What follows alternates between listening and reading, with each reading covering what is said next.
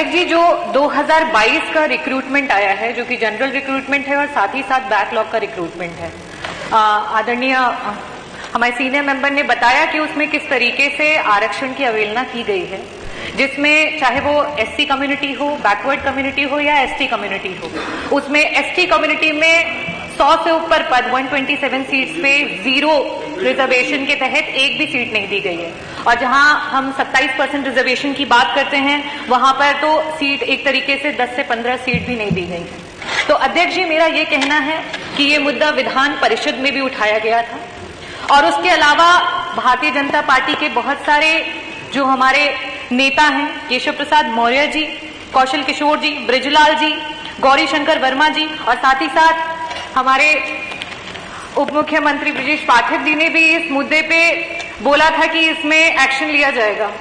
और आपके कहने के बाद आर्टिकल 13 केजीएमयू के तहत एक कमेटी बनाई गई है जिसमें कि इस पे एक्शन लिया जाएगा।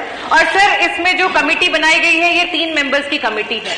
पहले जो मेंबर है वो सर डीजीएमई के पोस्ट पे हैं, जो कि ऑलरेडी इसके कार्यदायी संस्था के ऑलरेडी मेंबर हैं। दूसरे जो 2 मेंबर्स हैं वो आरएमएल के 2 प्रोफेसर हैं, जो कि इनके वाइस चांसलर के अंदर ऑलरेडी इनके अंडर में काम करते हैं।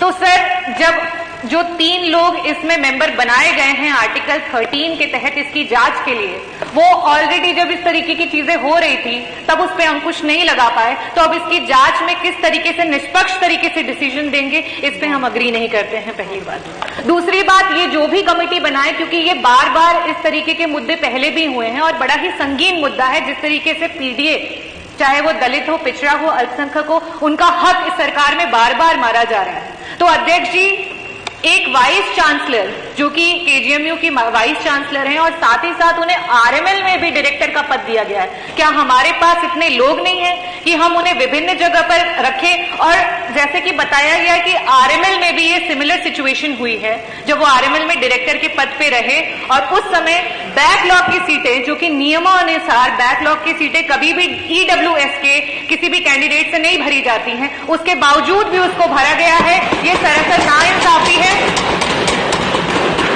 और लास्ट में मैं ये कहना चाहूंगी अध्यक्ष जी कि मौखिक रूप से विधान परिषद में इसके लिए आश्वासन मिला था और आश्वासन मिलने के बावजूद भी रिक्रूटमेंट चलते रहे, इंटरव्यू चलते रहे और कहीं भी इस पे वीसी के द्वारा कोई भी रोक नहीं लगाई गई है। ये अपने में दर्शाता है कि सरकार इसको लेकर के बिल्कुल भी सीरियस नहीं है।